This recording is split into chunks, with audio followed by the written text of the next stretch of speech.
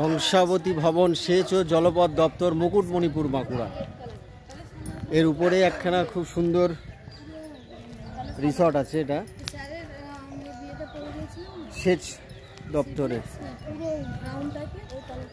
এই আমাদের silver jet মামনির, হোয়াইট সিলভার জেট।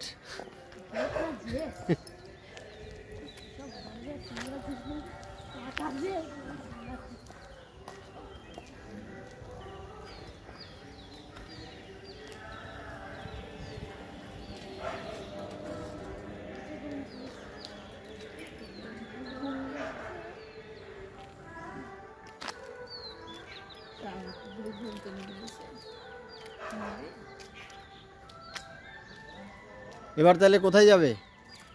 এখান থেকে যাবো আমরা শুশুনিয়া। তার আগে আমরা এটাকে একটা মুকুটমণিপুরটাকে একটু এক্সপ্লোর করতে হবে। এখানে কয়েকটা মন্দির আছে, সেই মন্দিরটা দেখবো। দেখে তারপরে আমরা এখান থেকে একটু সকালে জল খাবার কিছু ব্রেকফাস্ট করি। শান্তনুদা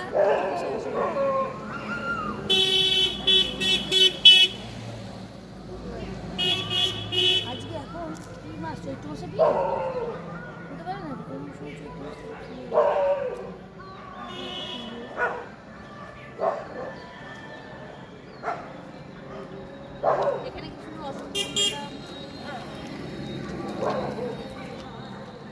এটাই আমাদের পথসাথী।